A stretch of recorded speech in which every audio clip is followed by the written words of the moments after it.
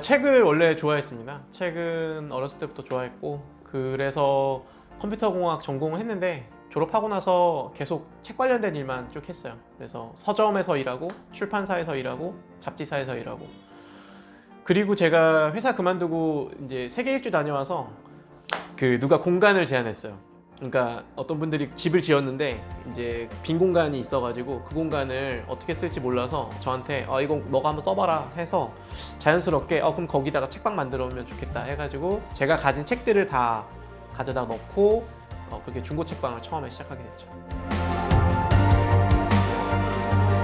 그 용서점 처음 시작했을 때쯤에 이제 용서점에 왔던 손님 중에 그 해봄이라는 꼬마아이가 있었어요. 근데 이 아이가 그때 한 4살 좀 됐는데 이제 책방을 되게 좋아했어요. 그래가지고 한 저녁 9시쯤 되면은 엄마랑 같이 나와가지고 용서점에 왔었어요. 그러면 제가 이제 엄마는 용서점에 책 보고 저는 이제 해봄이 목마 태우고 달 구경 시켜주고. 근데 그 해봄이가 벌써 이제 6살, 7살 됐어요.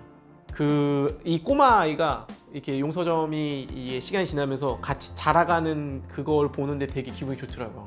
그래서 나중에 봄이가 중학생 되고, 나중에 또 이제 고등학생 되고, 뭐 대학생 되고, 애인 데려오고, 뭐 결혼하고, 뭐 이런 삶의 어떤 이런 순간들을 계속 같이 하면 되게 좋겠다.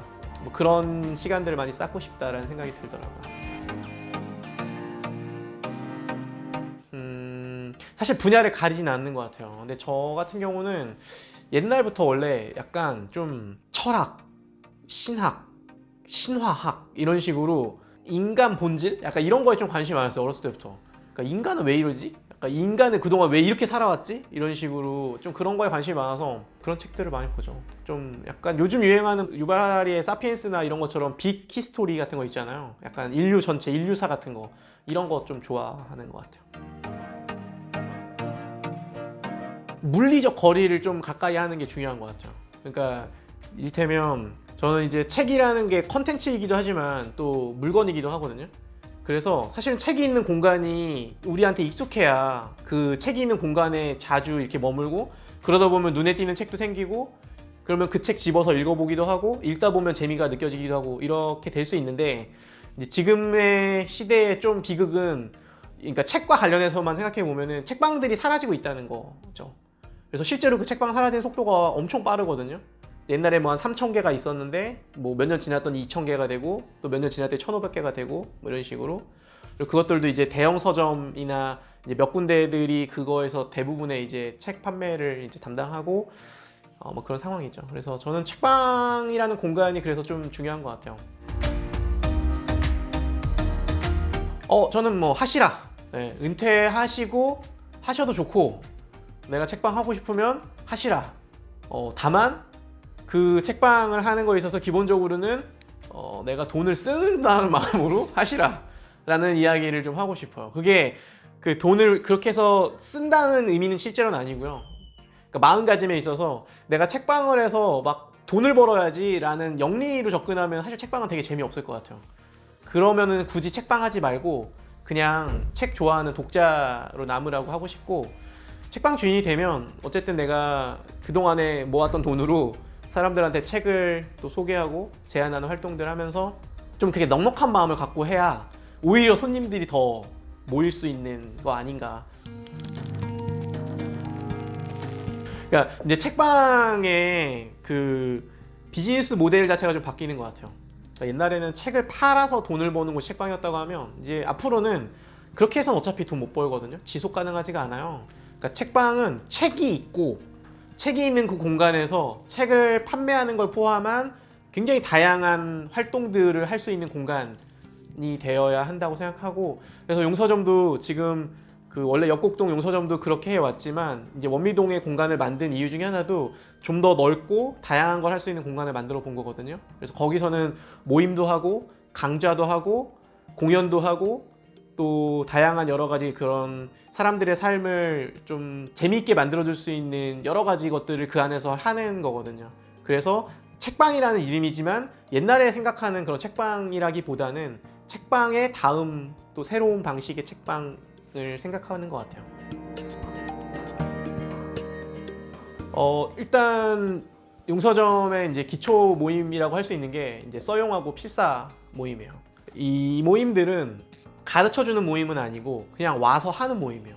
그러니까 용서점은 뭘 제공하냐면 공간을 제공하고 그 정해진 시간 동안 이제 딴짓 못하고 딱 그것만 할 수 있게. 그래서 1시간 글 쓰고 1시간 대화하고 1시간 필사하고 1시간 대화하고 이런 모임을 하거든요. 근데 이제 이 모임이 굉장히 좋습니다. 이렇게 딱 구별된 시간을 좋은 공간에서 하는 것만으로도 이제 사람들한테 되게 좋은 경험들을 이렇게 경험하게 하거든요. 그래가지고 이 모임이 용서점에서 요일별로, 사실 코로나 전에는 요일별로 쭉 있었어요. 그래가지고 이제 그런 모임들이 용서점에서는 기본인 것 같고, 조금 다른 책방에 없는 모임 중에 하나는 그 꿈 그룹 해석 모임이 있었어요. 이게 우리가 밤에 꾸는 꿈을 다들 꾸잖아요. 근데 이 꿈이 무의식이 우리에게 주는 편지다라는 이제 약간 융의 어떤 이 정신분석 이론에 좀 기반해가지고 같이 모여가지고 이제 자기가 꾼 꿈에 대한 그 일기를 쓰고 그거 가지고 같이 꿈 작업을 하는 모임을 했었어요. 근데 이제 이런 게 되게 좋은 게, 그러니까 내가 내 취향이 뭔지를 잘 알아야 잘 고를 수 있거든요. 그게 뭐 사람일 수도 있고, 뭐 나의 파트너, 뭐 나의 애인일 수도 있고, 책을 고르는 것도 사실 이런 파트너를 고르는 거랑 되게 비슷하거든요. 근데 내가 나를 모르면 책을 고르는 것도 되게 어렵고 그냥 남들이 좋다고 하는 거를 고르게 되잖아요. 근데 이제 이런 꿈 작업을 하면서 나를 알아갈수록 더 나에게 어울리는 필요한 책을 찾는 거에도 연결이 되더라고요. 그래서 그런 꿈 모임도 되게 저는 이제 용서점에서 좀 특이한 모임이라고 생각합니다.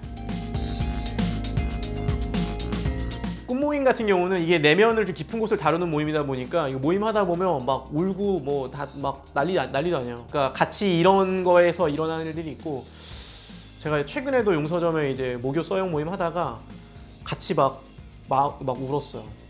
그 사람의 그 쓴 글에 어떤 그 담겨 있는 그 삶의 아픔이나 또 그런 진정성 같은 것들이 이제 나눠지면 같이 그 모임 하면서 이제 우리가 공감하고 이제 그런 좀 좋은 경험들을 하죠.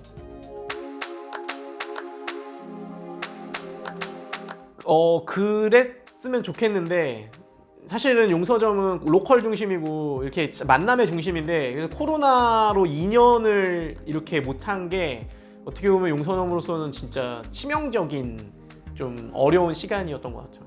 그래서 그런 그림들을 이제 다시 좀 그려봐야 되는 뭐 그런 상황인 것 같습니다. 저는 좀 그게 아까웠어요. 용서점에서 생산되는 사람들의 글, 이야기, 만남, 그 자체 에피소드 뭐 이런 것들이 개인적으로는 이거 너무 좋다, 이거 그냥 이렇게 흘려가는 거 너무 아깝다라고 좀 생각을 했었고, 기록을 좀 남기고 싶었는데 어떤 방식이 가장 오래 가고 어떤 방식이 용서점의 이런 이야기들을 잘 담아낼 수 있을까라고 했을 때 결국은 유튜브 영상이겠다 싶더라고요. 그래가지고 이미 많이들 하고 있지만 사실 저희가 용서점 초창기에 했었거든요. 근데 이걸 다시 시작하는, 다시 재도전하는 이유는 누군가에게 뭐 이걸 통해서 뭔가를 더 뭐 이루겠다라는 것도 있지만, 기본적으로는 용서점 안에서 이렇게 만들어지고 있는 컨텐츠를 좀 아카이빙하고 싶다. 일단 그게 더 큰 마음인 것 같아요.